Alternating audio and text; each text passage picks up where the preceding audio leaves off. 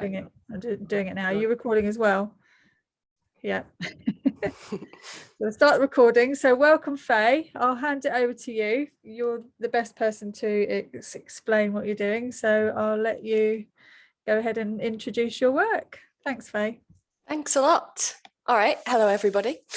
So my name's Faye Naomi Grace. So I'm just going to talk to you a little bit about divine healing today. I've got some slides, so we'll go through them. But basically, it follows on from Val's talk on soul contract reading.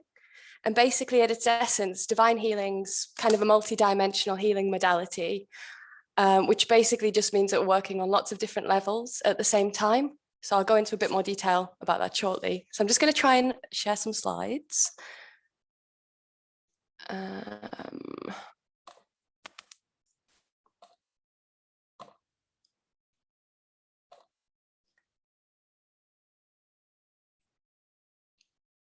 everyone see that? It's a thumbs up from Karen. Okay, fab. I'll try and move you out the way. There you go. Cool. So my name's Faye. I've been receiving divine healing now for about 18 months. And I've probably been given divine healing probably about 2 or 3 times a week to people. And it's actually 1 year ago today that I started doing it, which is a weird synchronicity there. But there we go, 18th of October. So what I want to talk to you a little bit about, and a lot of you are healers. So as I'm sure you're all aware, when you're on a kind of path of growth and spiritual awakening, you get a lot of things coming up for healing all the time. So certain things will trigger you in the day, or you'll find yourself reacting to certain things, especially in the world at the moment. And for me personally, it would tend to be at 2 or 3 o'clock in the morning, which isn't ideal when you've got work the next day. So if you're going to go to a therapist all the time, this is going to cost you a lot of money to heal. So I essentially did some divine healing because I'm cheap and I've got a lot of things that I wanted to work through. So divine healing is basically, with healing and therapies, there's never a one-size-fits-all approach. Everybody's very different and they experience things differently. So they have different needs and requirements. And the reason I sort of mentioned multidimensional healing is because I've always kind of been connected. So when I was a little kid, for example, I could see ghosts or spirits or earthbound souls. I'm very in tune as well to other energies. I can hear things, see things, and feel everything. So when I would go to kind of counseling to work through some of my problems, it would be very 3-dimensional and a bit prosaic. So I'd be like, I understand the kind of reason I'm behaving like this, but what's really at the root of this problem? Where does it come from? So that's kind of how I got into divine healing. I've also had people like approaching me and looking for help with like low vibrations a lot of the time. And these were things that never really happened to my friends. So when I was growing up, people would just come up to me, especially people with addiction problems who were drunk or on drugs, and they'd want like help and they'd want looking after. So I'd sit with them and just kind of hold their hand and talk to them and just give them space. But I didn't really know what to do or how to help these people. So in my sort of 20s and 30s, in my 20s, I pushed all of the abilities to see away. I kind of drank a lot, did a lot of drugs, had sex with a lot of people. Didn't really want to accept these parts of who I was, and closed it all off a little bit. But then in recent years, it's kind of come flooding back. And I haven't really been able to cut that out and ignore it. So that was a bit about who I am and why you should sort of be interested.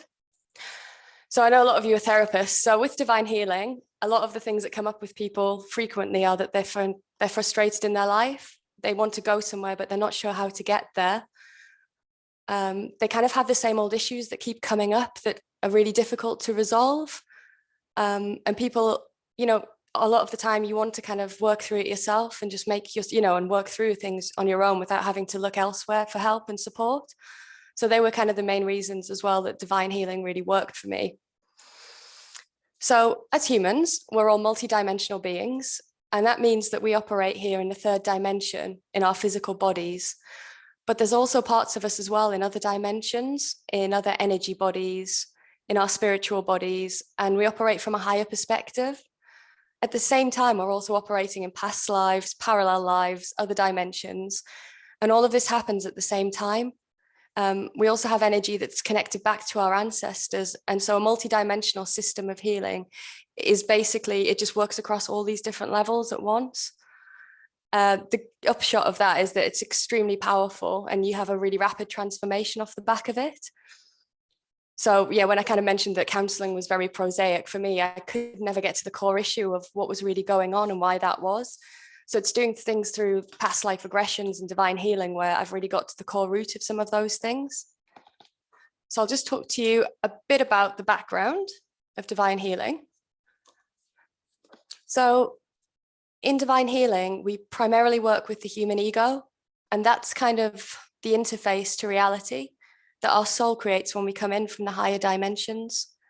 So if you think of the ego as a big onion, there's a lot of layers to it.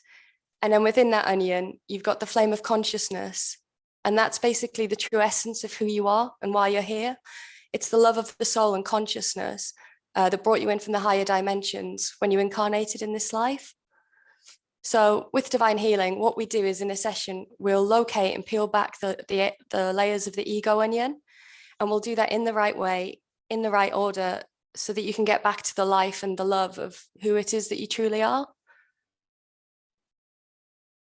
So this is a Buddhist slide, and it's the lotus flower. So what happens is with the human experience, we've got a lot of emotional separation when we come to this earth. If you think of it metaphorically as kind of mud in your life, these patterns kind of limit us. And they create negative contexts of things that we don't like in our lives. So at times it can really feel like a bit of a struggle to get through to the things that feel right to us. So when we start the awakening journey, we begin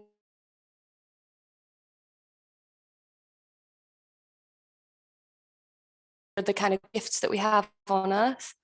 So divine healing comes in and it's all about that transmutation. It's basically a process that helps us escape the mire of separation consciousness. And once we do that, we kind of accept that all things are just part of one. So the requirements for healing, the key aspects for healing and moving into this present state of one in your life is kind of a willingness and desire. And it takes quite a lot of courage, because what you've got to do in order to really heal and really to work through a problem, you've got to bring consciousness to the issue that's blocking you in your life. And when you bring that feeling consciousness to the issue and expand it as much as you can, it's hard work because you're going to come up against your ego. The ego basically wants to keep all parts of you unconscious in order to maintain that separation program and to stop us from connecting with our higher consciousness. It's a bit of like a cosmic game. And what we have to do in this life is kind of come into it, realize that we've got that conscious separation, and that's when we can truly start to feel into ourselves and to heal. So yeah, when I mentioned counseling, it was never enough to simply like know what the issues are. It was always that need to bring feelingness and consciousness and grounding into our bodies to feel it. And that's the only way we can then begin to transmute it. With divine healing, it fuses your consciousness into the issues, and that's how it'll slowly dismantle them. So when healing isn't possible, it really does take that willingness and courage to want to change. Sometimes we can get stuck in patterns, and you can get that feeling that we're just stuck, we're not going to be able to change things. And that's often because of a barrier that we have. So this could be anything. It could be shock. It could be trauma that's trapped in the body. It might be an ego defense mechanism or resistance. And that can like numb out the issue for us. But the point of the ego doing that is if you can't feel it and locate it in your body and bring consciousness to it, it's really difficult for you to then be able to heal it. And these things can sabotage your life. I mean, for a long time, after my mum died, for example, I didn't respond or react. And it was really weird because people would be like, you're coping so well with this, you're doing really well. And I'm thinking, I'm literally numbed. I'm catatonic. I'm not processing anything at all. And when that happens and you don't work through it, it just becomes trapped inside your body. And in that respect, divine healing is a little bit like body talk, in that you've got to locate it within yourself. So yeah, if you don't, when trauma can get locked in your body, it's that kind of conditioning sometimes in the West to numb things out, push through and not to feel. And a lot of the time doctors, and as you all know, they will treat you with medicines or antidepressants or things like that before you actually go into yourself and to start feeling. So this is where divine healing really comes in. So when we have to break through the outer protective covering the ego places on our emotional issues, healing can become possible once we break through these barriers. And divine healing does that with the consciousness, bringing that consciousness to the unconscious parts of our souls. And the whole process is very, very emotional. Like, you will cry, you'll feel a lot lighter after sessions, but you will go through so many different things, just depending. I don't think I've ever been as vulnerable as when I've received divine healing in terms of being honest and exposing yourself. And it takes courage to do that. You have to be truly honest with who you are. But it's a really great healing modality. And it all comes from within as well. Because when you break through those issues, you're bringing grace and ease to it. You're not just talking about it and going around in circles and not clearing what the core issue is. You're really feeling into it and moving through it. And that is a way of then shifting that energy. And then as we shift the energy, spirit descends, grace infuses into us, and then we transmute and release, and then we can start to integrate the effects of that. And that's how we become free of that layer of our ego onion. So I'm just going to give you some much needed context because I know it's quite out there. So how humans are built is divine healing is basically created to help you reconnect to who you really are, like the human personality part of you. So if you look at this chart here, at the bottom of the personality impermanent, you've got 4 aspects to this. There's the mental body, which is the linear ego mind. And that's the part of you that is running around like crazy, just trying to figure everything out. And it's kind of looking back at the past, at what's happened, thinking about, oh my Lord, that's gone wrong. And then it's trying to protect you in the future by making sure that doesn't happen again. The next layer that we've got our emotional body, and that's where we do all of our suppression. So this is the place where we store things like blockages to happiness or joy or abundance or reconnection to spirit in our life. And then we've got the 7 energy bodies, and then finally the physical body. And then prior to that, so this is the kind of physical that we're living in. And then what we have before we came here, that's called the higher self. And this is called the permanent part of us. And our higher self has 3 elements. It's got our atmic body, which is our God self. It's got our buddhic body, and that's our higher emotional body. And then you've got a non-linear mind, and that's the part of you that just kind of knows things intuitively. So when you get people like Mozart downloading symphonies when he was 7, or poets like John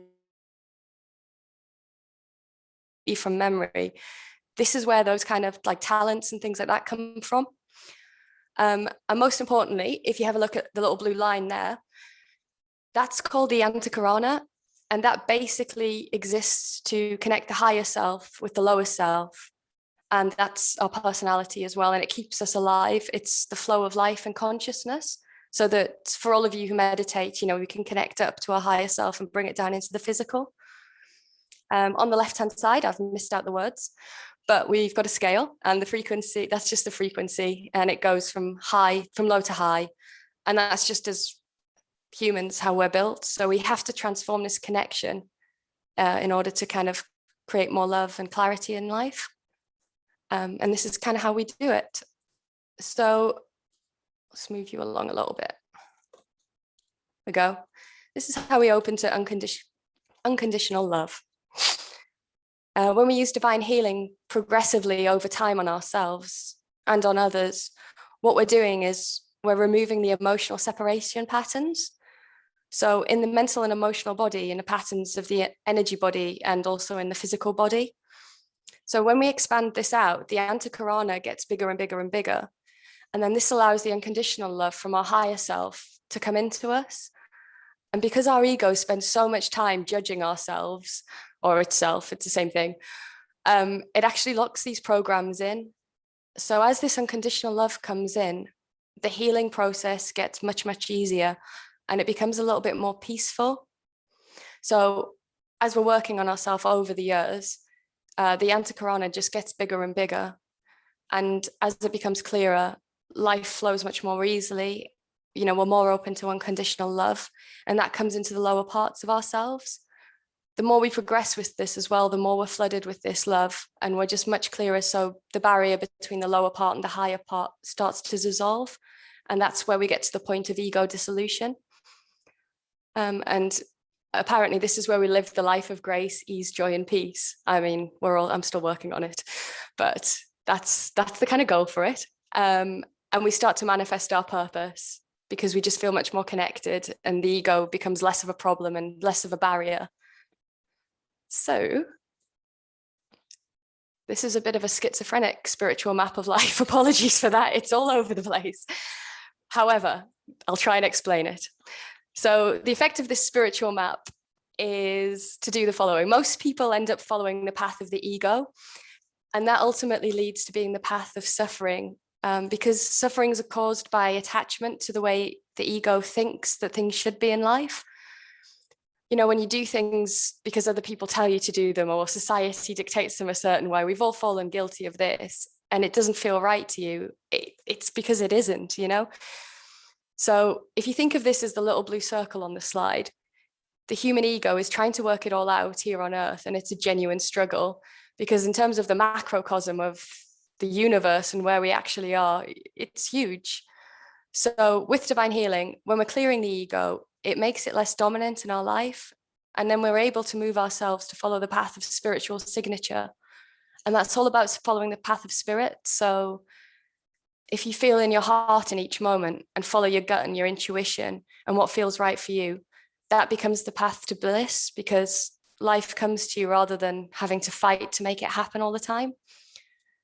So initially we start on that, but as is life, once we converge, the ego will inevitably show up and take over, because it's going to fight. It's not going to let you go. So we have to keep doing this little dance with it. And then it's kind of, we heal ourselves, and then the divergence into the ego becomes less.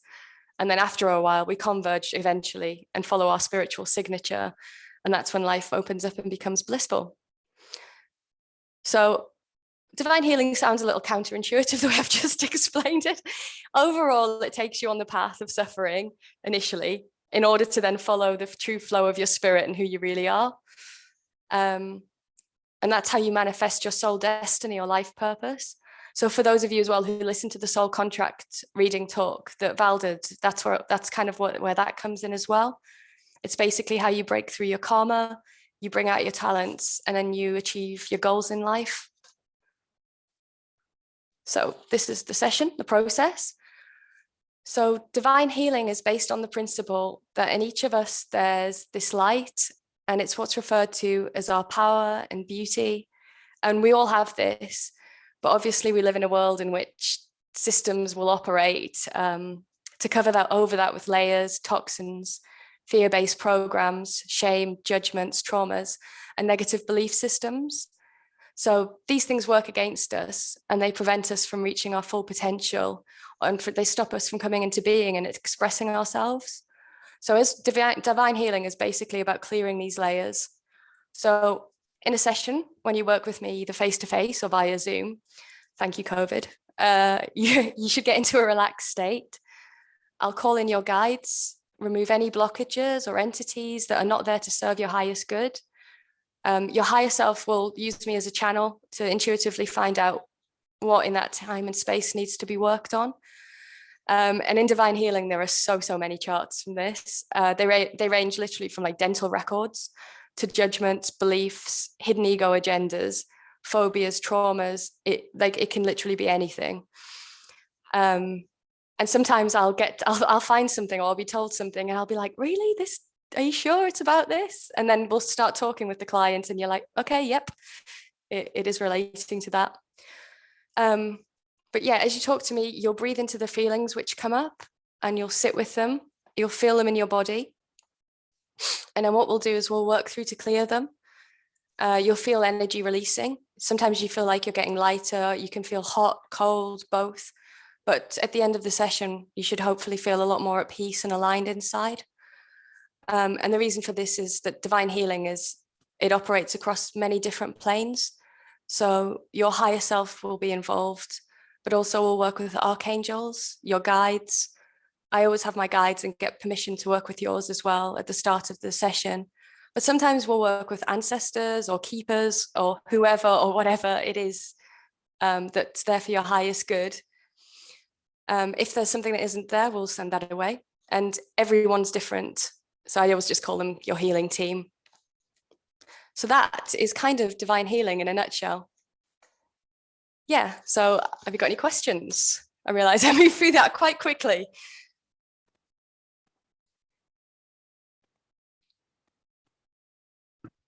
Do you want to take the screen off of screen share so that we can see everyone? That's great. Yeah. Thank you, Faye. I'll let some other people ask questions, but obviously I've always got questions to ask. I'm familiar with divine healing, but it's been a very powerful add to my toolkit for sure. So anyone got any questions, anything they'd like to I've always raise? got questions. Karen, you go for it. Yeah, I've always got questions. So I always write loads down because it connects with, that's how I connect anyway. But I mean, I'm doing it next month, so this is fascinating for me to have a glimpse of, of what you're doing. And there was a few things. So you said that it can all be trapped in your body. So, so the issue is trapped in your body and you have to locate it. So do you locate it? You talk about calling in guides and your team. Do they locate it? Do you locate it? How's that work?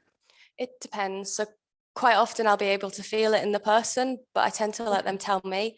So when they're talking about an issue, if it's, say, a judgment and belief around, let's just say the church, religion, they might feel something in their stomach, or it might be in their gut, or it could be in their heart, or a big one for me was speaking the truth. I'd always feel it in my throat. It's very difficult for me to do something like this. I really struggle with it. And that's around this throat chakra. And you'll find a lot of people will actually go through life as well. And they might have illnesses, or they might have recurring pains in certain areas of their body. And that's often related to that root issue. Yeah, makes perfect sense. I mean, working in energy myself, this all makes perfect sense. Completely. The one other thing before someone else asks a question, and then I'll leave it to everyone else. You talked about energy bodies, 7 levels. Are you talking about chakras, or are you talking about something else? In terms of how we're built? Yeah, you put energy bodies 7 levels. I just wondered what you meant by that. So they were the kind of physical. So we operate in the physical and the spiritual. Yeah. And they were just the different levels across each of them. And then there's the Ankarana that connects us. Antakarana. Oh, okay. Antakarana. What does that mean? So that's the thing that connects the higher self with the physical body. Yeah. And it's your personality basically, and your soul. And it's sort of, it's that as we do more work, it kind of expands out and it integrates the two far better. Okay.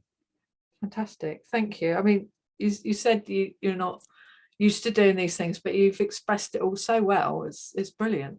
Thank you so much. It's really interesting. I'll leave it to someone else to ask questions. Hi, Stu. Hello. I too have got the course next month with Karen, actually. So looking forward to it. You were saying about the Antakarana. I think I've got that right. I've had it explained a little bit like a kind of a silver thread. Would you say that it's that to begin with, and then that's the thing that really connects you to your higher self? Have you ever heard of that? I haven't. No, I just know it's the kind of it's basically our personality, and it's the core of kind of who we are, and obviously it connects the spiritual with the physical. And as we do more and more work and more healing on ourselves, it expands, but I'm sure other people can explain it far better than I can. So the other thing is, how would it I mean, I have had some divine healing sessions, and I had one with you, and I wondered, it was probably about a year ago, so I wondered first of all, was I your first one? But I know it was roughly around that time. You were one of them. Yeah, one of them, was I think you were. I think you were my number. I think you were my third. Oh, okay. I was very impressed anyway.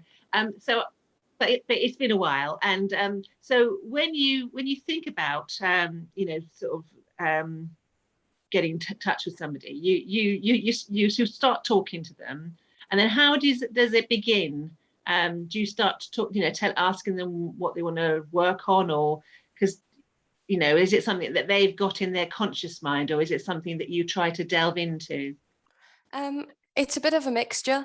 So I have to be very careful not to go. I try to like limit myself, and it's none of my business really. Being able, to go into somebody else's sort of headspace and things like that, I try to hold myself back. A lot of time, people will come with something specific that they want to work on. And you'll find this when you do the course as well. If you get triggered by things in the day, just write them down, because they're issues that come up for you to work on yourself with as well. So sometimes people come to me with something very, very specific, and then other times they'll just be like, nope, just go in, do your thing, and let's see what comes up.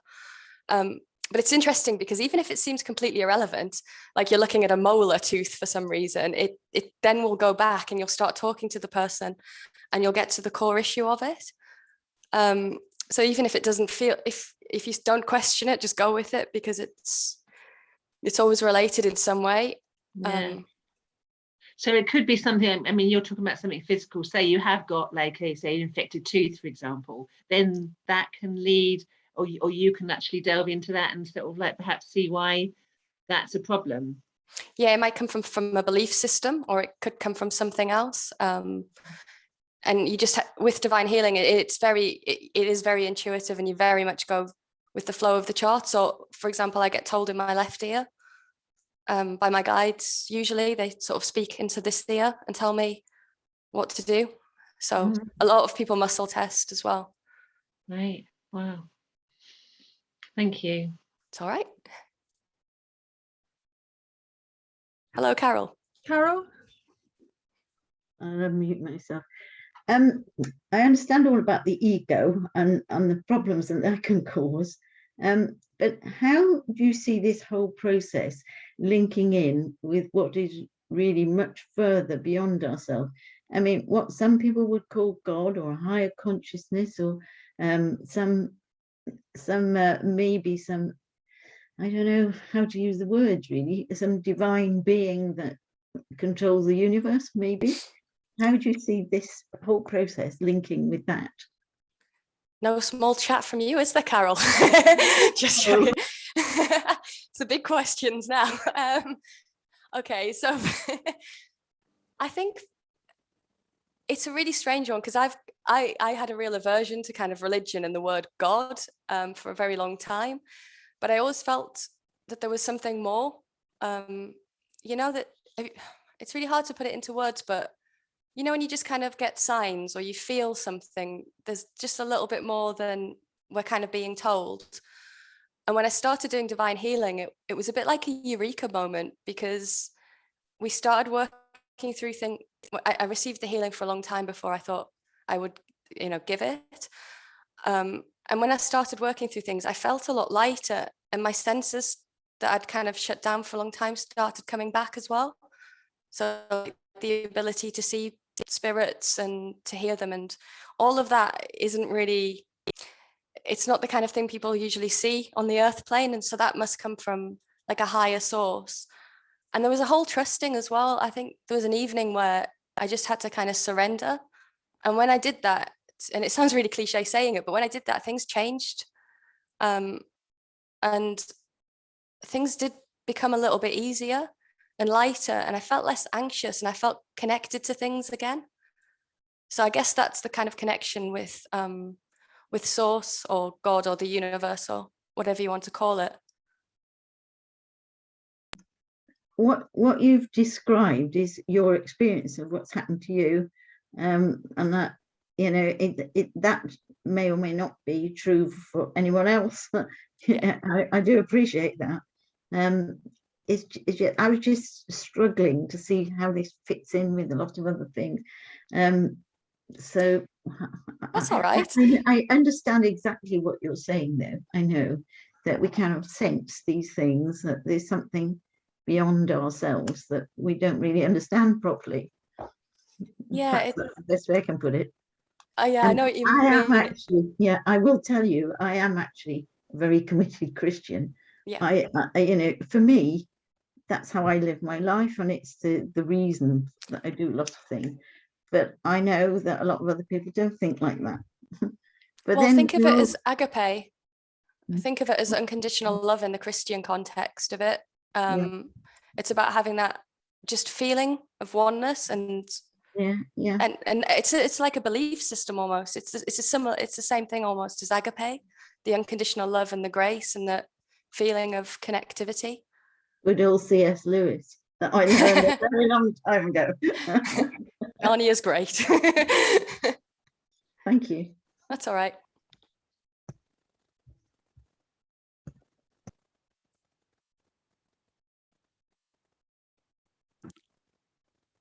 Anyone else got any questions?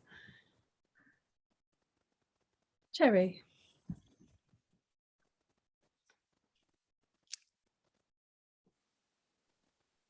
Hello. Hello. Oh, Faye's gone. Oh, hello. Yes, I'm interested. You said that you remove entities. Do you see them, or do your guides tell you they're there? It depends. So sometimes I'll see them quite frequently. I won't use the person's name, but once there was a talk here and I saw something come in on Zoom to another person's chat, and we just sent them to the with Archangel Michael afterwards, removed them to the 5th dimension and to the light, sent them to the light. But yeah, I see them, mostly see them.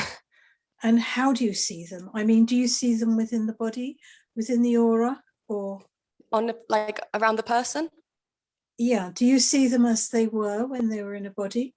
It depends. They're different forms. Sometimes they can just be shadowy and like shapes on the side. Other times they have been the body of a person when they were possibly not even at the time of their death, I think, just in a different, I don't know, just what they are, depending on just who it is or what it is or what type it is. Okay.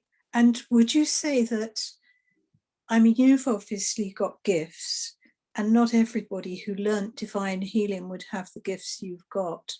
Therefore, it would be very different for somebody who wasn't clairvoyant, clairaudient, and empathic.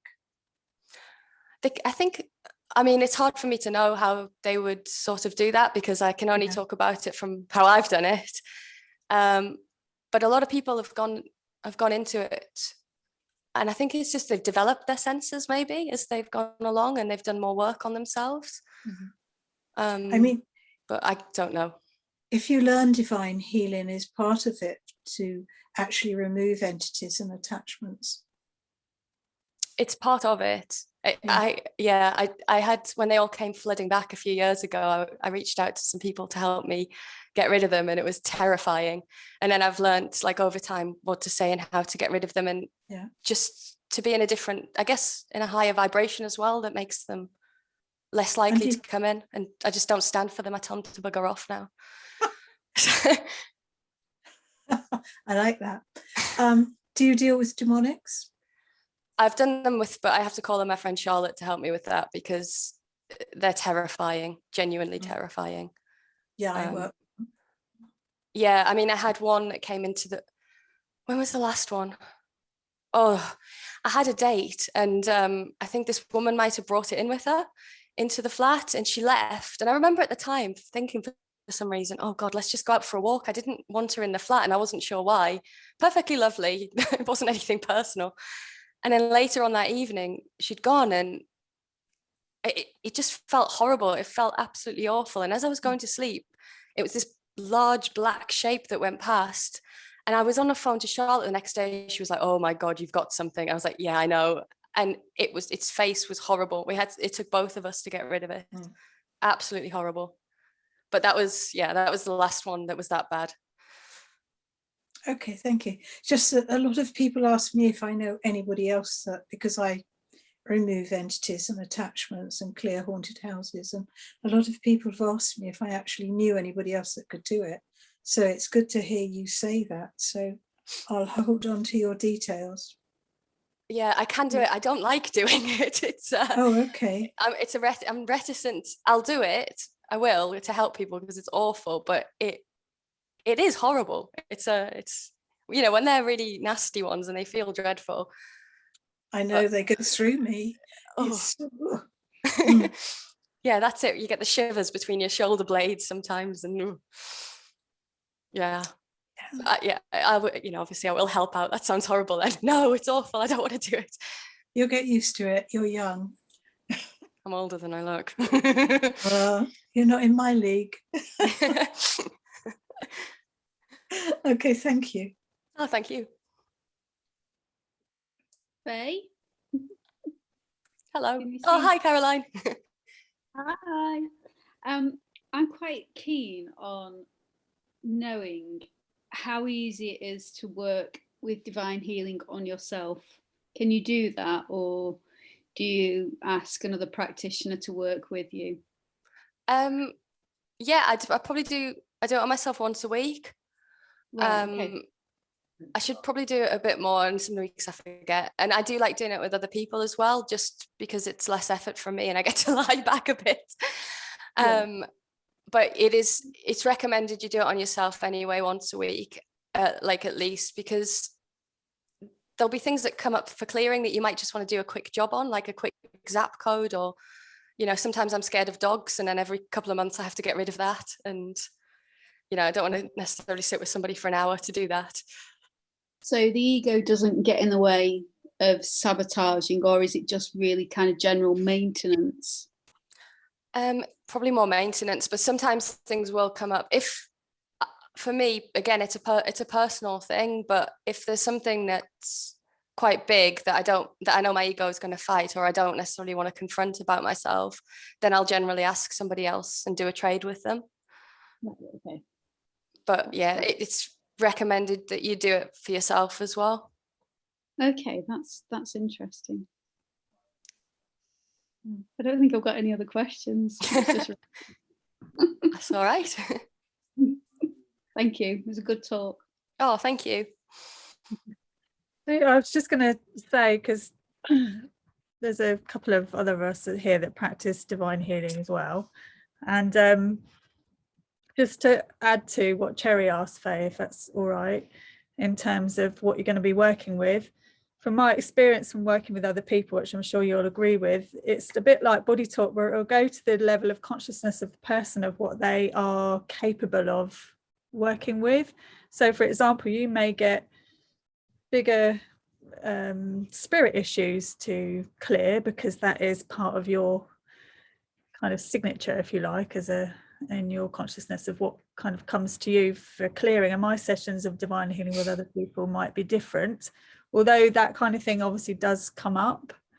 If I get anything obviously that's too tricky or sticky, I tend to send them to Cherry because that's what I've always done with the difficult stuff, just like, oh, send them to Cherry. But I have to say, the framework of divine healing, and there is a real process to it, there's an intuitive aspect of how it comes up, and then there's a real process to it, so you don't get involved if you're clearing negative energies and entities and stuff.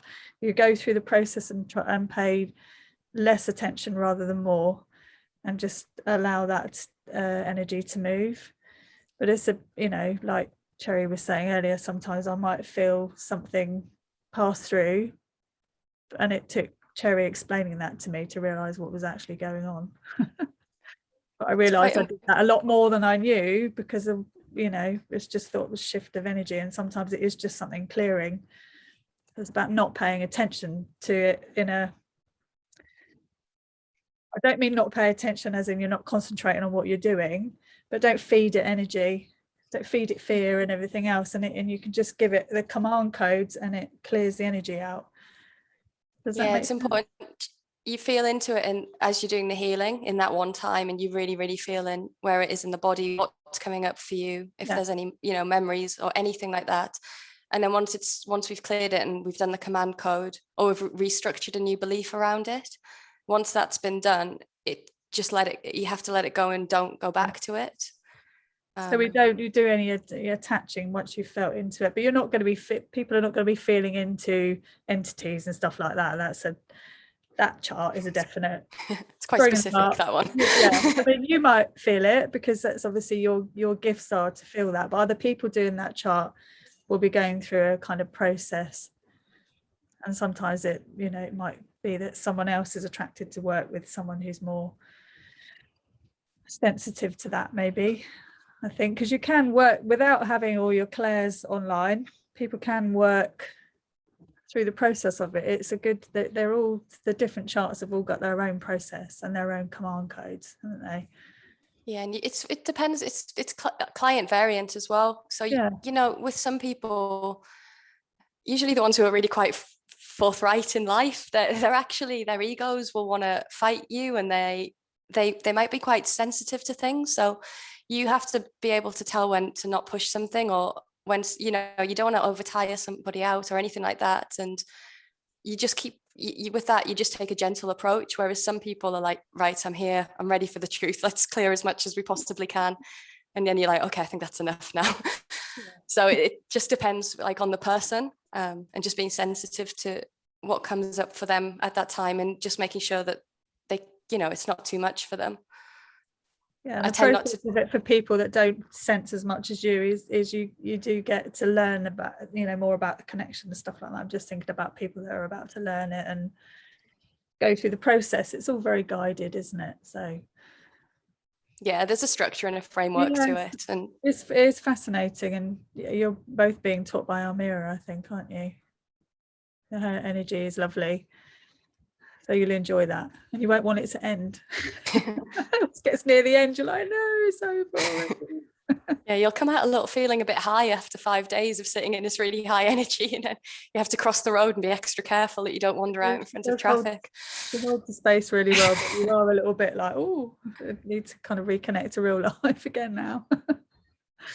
So yeah, that was really good. Anyone else got anything they want to ask?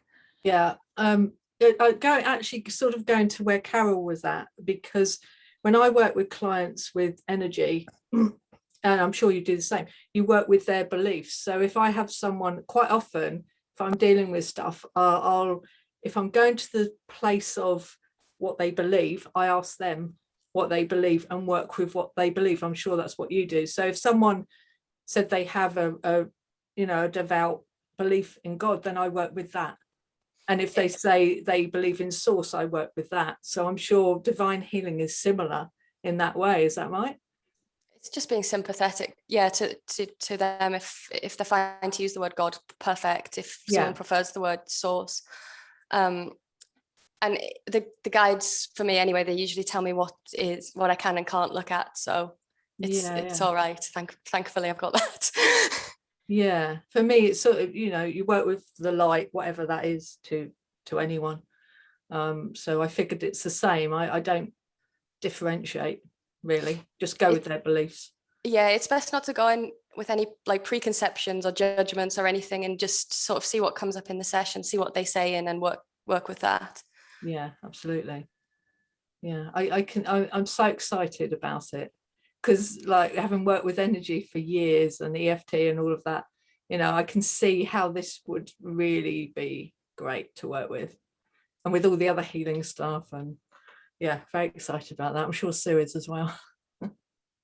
Yes, I am. I'm trying to sort of like figure out, is it sort of like where there are loads of different categories that you can work with? And then, so somebody, I don't know, got problems with their marriage, say, for example, and then there's a whole area around that and things like that. Is that how it's? There's so many different charts and things like that. I mean, you've got, in divine healing level 2, when you do that, there's a whole women's preconceptions about men and men's preconceptions about women. There's so many different, they get quite granular. You've got everything from nutrients in there to absolutely everything. It covers so many different aspects, judgments and beliefs, hidden ego agendas, sabotages, traumas, past lives, all sorts of different things. Yeah, okay, that's great. So the bit that you're talking about when it's about entities and things, that's kind of one section. Tiny. And that's kind of Tiny so part. there's more. Okay, great. But I usually clear them at the start anyway, just because they're prone. I can sense. So I just get rid of them at the start anyway, just as part of the opening. Just asking if something's not here in their highest good to please leave, basically. Yeah. That's because you can sense it. So yeah, which is great. If somebody's got that, then they're gonna benefit from you just clearing at the beginning. Yeah, and it's not every, people aren't walking around with loads of attachments all the time and things, but sometimes they are. So yeah, that's part of it. There's so many different things though. I mean, like everything, like things from car crashes to being scared of dogs, and so many different things come up. It's great, but yeah, there's a lot to work with. Thank you, Faye. It's lovely, thank you. Yeah. See your mind ticking over, Sue. Yeah. They're all a lot of the charts, the bigger charts that are more involved, there's all very clear step by step. There's a process to it, and the process is written there as well, so you don't need to worry about trying to remember the process. It's different. It's not, the navigating is not like the learning body talk to navigate. It's much easier than that. For example, there's just a lot of charts. It's fair, isn't it? Yeah, there's a lot. So you just get guided. You just get guided to, well, as in you think, right, okay, it's this section, and I'll dig deeper into this bit for this time, kind of thing. Absolutely. And sometimes, depending on who you're working with, if they're talking about something, it'll be quite easy to then go, let's look at where that's come from, where that originated from, or because it'll lead on quite nicely from what they're already talking about, and they're kind of already telling you in their own way that anyway, so you'll know which chart to look at. Okay. And you'll be muscle testing too. Yeah, that's true. You check if something, you'll learn different ways, and different people do it in different ways. I get yeses in my ear, but some people do that as truth, that is false. So if you say, my name is Faye, that's true. My name is John, that's not true. And that's how you discern truth with people as well sometimes. Because the ego will come up, and it won't necessarily want to deal with some of the things that come up. It can sometimes fight you, so just be prepared for that. So this would be my ego if I was doing a session. Is that what you mean? My ego would get in the way, or your clients would get in the way? So it would be the client's ego. If we're talking about something that needs to be healed, but the ego doesn't want it to be healed because it's giving it strength, it can sometimes try and like lead them off, or it can be quite tricky, but you'll learn you just have to sit with it, and eventually it'll give in. Okay. I'll come in at that point because I had some divine healing, and at first this was with Faye, and we were on something, I can't remember, it doesn't really matter, and my ego or myself was like, nope, that makes no sense, what a load of rubbish, what am I doing? And that was my defense mechanism. Do you remember, Faye? Oh yeah, yeah, I remember.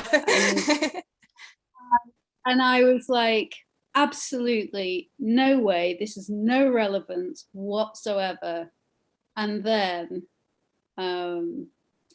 after, I don't know, however long, and then defense mechanism then was like, we'd push that, and then I had some divine healing with Suzanne, and it kind of came around in a different way, and I could feel that my ego was kind of, or something was resistant, or I didn't want to go somewhere because it was a very painful time.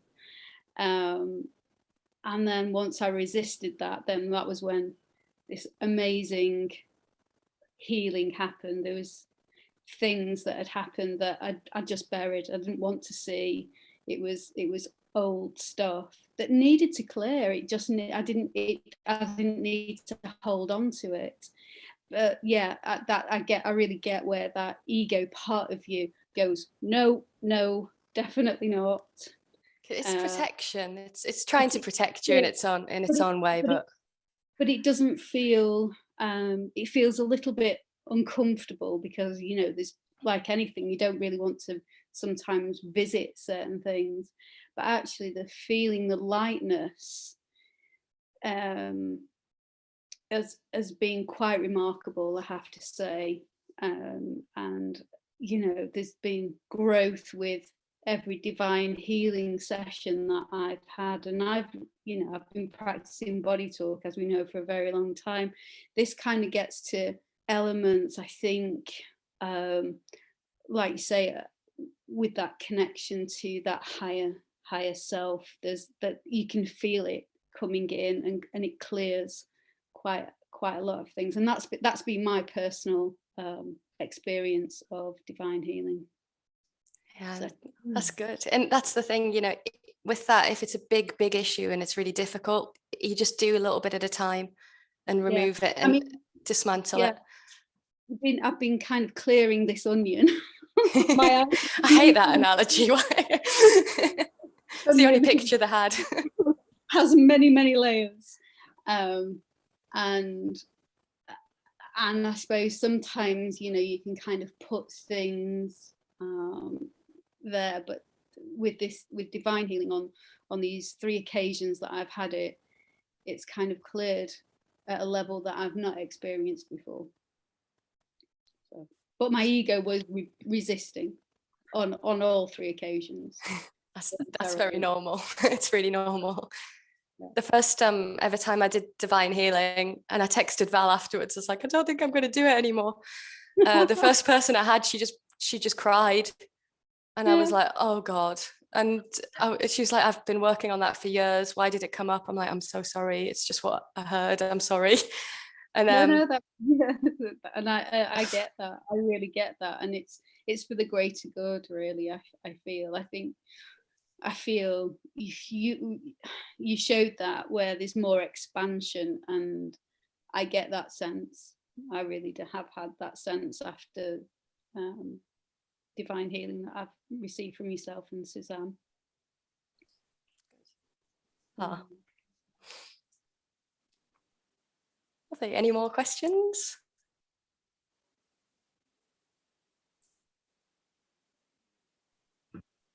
I think just people will turn up to sessions with whoever they're drawn to because they're ready.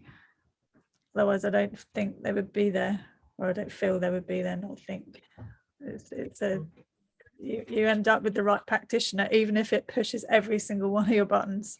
You're there for a reason, as we all know as therapists. That's you can come away, and sometimes, you know, I can do sessions, whichever modality I'm using, and really feel like I wasn't in it, like thinking, oh, I really don't feel like I've been connected, and then get the best message afterwards and go, oh, okay then, so that was just my ego turning up and telling me that was all a bit rubbish today. And then I can have days where I feel really connected, and I don't know whether anything shifted or not. So it's about getting yourself out of the way and just trusting that if that person's turned up to you, even if they're going to cry all the way through the session, then that's what they needed to do. It's about learning to hold space for that, which I'm sure you did anyway. It was a bit scary the first time, but yeah, after that it was fine. The very first time, and then it was fine. Yeah, I know I've had that with body talk and other healing modalities as well over the years, but you just get, sometimes I have to remember to say, you know, not to be like, oh, that's good, you're crying, like, it's actually, no, that probably doesn't feel good to the person, but then kind of remember that it is a good thing, but you have to remember to say it sensitively. Yeah, that's exactly how I feel. When I get someone who cries, I'm thinking, oh great, they're connected to their emotions. Brilliant. You know, because it's much easier when they know how they feel, rather than someone who comes in and says, oh no, I'm not sure where I feel that. No, they're all up here. That's much tougher than if they're in their body and they, you know, and they say, oh yeah, I felt that in my chest. You're like, oh great. Or then they're crying and they're like, oh, okay, they definitely feel it. You know, so yeah, like you say, you have to be sensitive, but yeah, you are thinking, yay. Yeah. You just learn how to manage it, don't you? You just say it's all right, tears are normal, and you know we've all been A there. lot of people apologise, don't they? And I say, oh no, don't apologise. Just means you're connected to your feelings. It's fine. You know, it's Poor fine. Cherry's had me in some proper cathartic messes in her clinic for the years. Sometimes she's barely even started and I've gone. I feel like, you know, like I'm 2 stone lighter when I walk out the other end. So it's, you know, it's just knowing that clearing and purging is healthy. It's sometimes you need another person to facilitate that and hold the space. Yeah, absolutely. Yeah, and I've had divine healing with Faye and it's fab. Because, you know, you go, you know, getting in there. Oh, bye, Julia. Bye. Thanks for coming. Bye. So yes, that was a brilliant talk, Faye. And yeah, I'm, you know, I've never described divine healing, so I'm really glad that you went first for that. Well done. Thanks. Really, really good. So yeah. Lovely. Well, thank you very much for having me. Thank All right. you, May. I think it really gives me and Sue a taste of what's to come. Yeah. Cheers. Oh, it'll be great. You'll really enjoy it. I mean, yeah, Can't I'm wait. doing level 3 soon. I'm excited to do it. And Wow. Yeah, me too. There's a lot of levels, isn't there? yeah. How many 4 in is there? divine healing. 4. 4. Actually, no, they've just added another one, I think, haven't they? Aren't they developing one at the moment? I'm not sure. It's good. It's really good. I think level 3 is where you start to kind of work on yourself as well. So it's a lot more about self-compassion and self-love. Yeah, I'm going to find that tricky. Yeah. Already sabotaging that. And you definitely need level 3. I do. It does really, when you're working in a group with divine healing, it can feel very vulnerable and raw, but the space is held so well that it's you feel fine to just, you know, if you need to cry or whatever, you don't feel, it's not awkward, is it? It's just you're just doing whatever you need to do. Everybody's in the same boat. And feeling vulnerable is it's a superpower, really, isn't it? Yeah, it's quite courageous to be able to do it and to try and prise yourself open and be vulnerable. Yeah. And actually, when you're a therapist, you have to find modalities to learn yourself and go through your own healing. True. And that really, that's that kind of self-help that you have with the divine healing is great as well. So yeah, thank you very much. So anyone else got any last things to add? I think there's something in the chat box. Let's have a look. Rosemary saying thank you very much, very thought-provoking. That's great. Yeah, we've had some very diverse topics on here. It's always very interesting. So thanks again, Faye. That was really fab. Have you got anything else to add, Karen? No, just thank you. Just really, really interesting talk, and beginning to understand how divine healing works. It's, really, it sounds really useful. I'm definitely looking forward to doing it. And thank you. Faye, if you That's it. I'm done. Sorry, terrible at butting in. Shut up, Suzanne. Pop your details, Faye, in the Telegram group and in the you're all everybody here is on Telegram, or if there's anyone not that Karen's not, no, but I can pass on. Yeah, pass on the details and anything, any website details or anything else, Faye, that you want to add in there, or any other interesting information relevant to that, then this is your space now in the Telegram group until we start talking about the next talk coming up. Cool. So feel free to share from you. All right. So our next talk is in 2 weeks. We've got Lena Thompson coming to talk about divine healing and she's going to make it more specific to how you use your strengths or your soul purpose in your work, with your work. Karen and I did a little workshop. Human design. Yeah. Human design, yeah. Did I say Divine healing. oh sorry, human design? I've got divine healing on the brain. Human design. So she's going to gear it towards, you know, getting the most out of who you are, finding what your blocks are, and bringing your strengths forward to, you know, in your life and in your work, because a lot of us are therapists and stuff. So it's be interesting. Karen and I did a little workshop, and it was, even though I know about human design, I you know, it was still good to get some more insight to what some of the numbers mean. Stuff. So that's coming up in 2 weeks' time.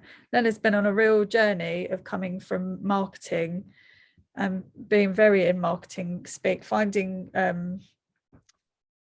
keep wanting to say divine healing, human design. And her journey of learning that, she's had a, you know, complete transition of how she kind of shows up and presents, wouldn't you say, Karen? Absolutely, 100%. When So, we yeah, first met Lena, she had a very different approach. Yeah. How she She's has very now. trying to be aligned with her heart, her soul, what her purpose is, and will deliberately derail herself when she's gone into her conditioning again. Yeah, she's just walking the trust. walk with human design. She is. So that would be good. That's in 2 weeks' time. So Yeah. anyone else has any questions or wants to, you know, get in touch with Faye, then her details will be in the Telegram group. All right. Thanks for coming, everybody. And Thanks. I will. Thank you. Thanks, Faye. Thanks a lot. Thank you. Thank you very much. Thanks, Faye.